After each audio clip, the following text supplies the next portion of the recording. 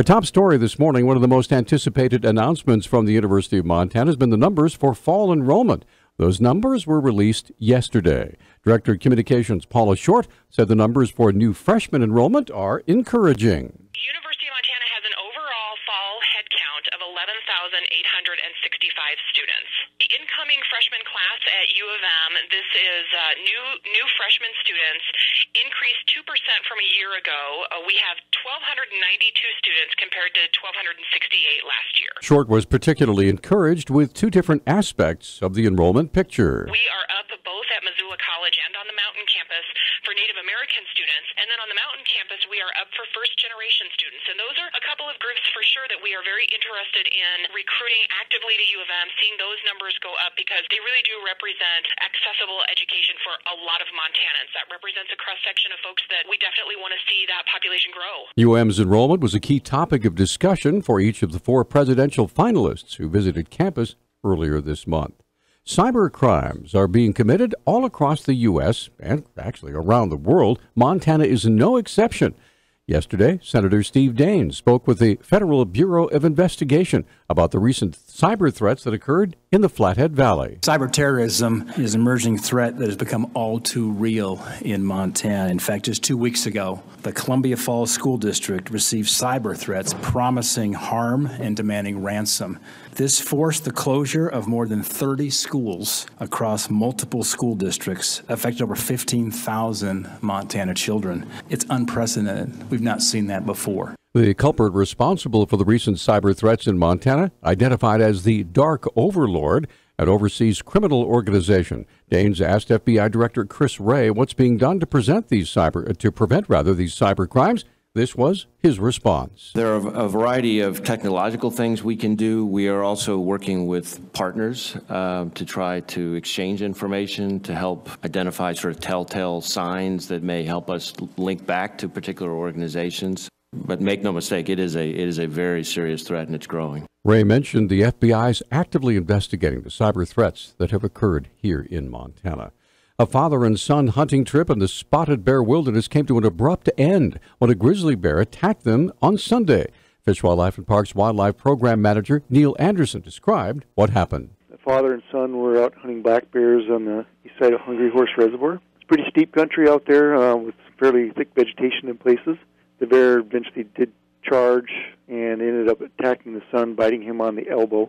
I think they initially saw the bear when it was like 20, 25 yards away. At least they saw brush moving, but they didn't actually know it was a bear. They knew it was a bear when the grizzly charged within 12 feet of them. Then, as the bear clamped down on the son's arm, the father took aim. He grabbed his right arm, and the father was next to him or close to him and saw that the bear had his son and attempted to shoot the bear to get it off of him. The bear did release him. He apparently shot again, and then the bear ran off. And then they hiked out and went to the hospital. The son received treatment for minor injuries. Wardens investigating the area found the grizzly bear the next day. It was a 12-year-old female weighing about 250 pounds. Anderson said they believe the bear was trying to protect cubs about a year old. There was no word on whether the bear was still alive. Wyoming wildlife managers don't plan to capture a grizzly bear that attacked a hunter last week because the encounter appears to be a case of sow bear again protecting her cubs. Wyoming Game and Fish Department spokesman Mark Gocke said yesterday the preliminary investigations pointing to a surprise encounter and defensive reaction on the bear's part. Gocke said the Bridger-Teton National Forest area where the attack occurred has not been closed to the public because wildlife managers don't believe the bear poses a danger.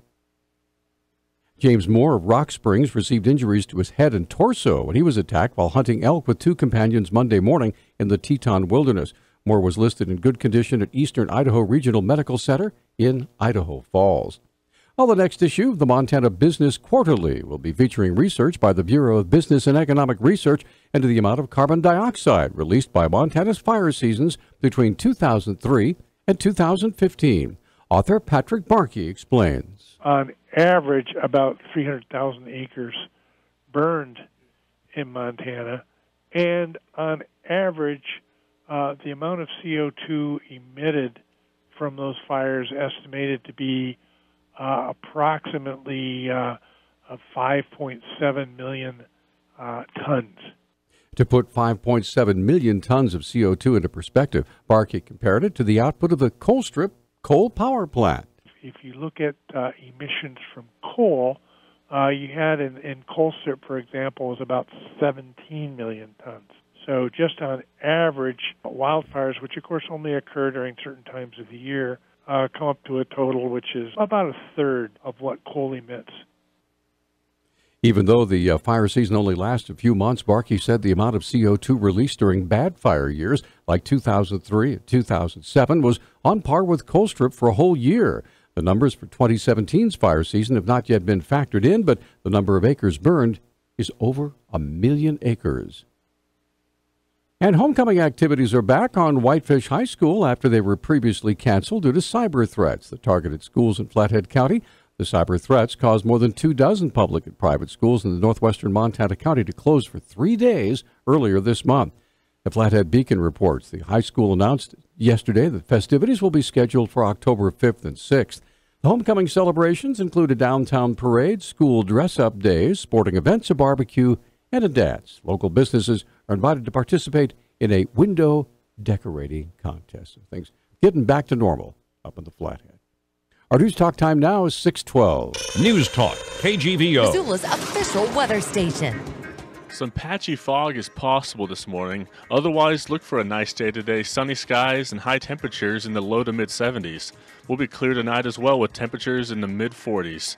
I'm meteorologist Anthony Franz for Missoula's KECI 13.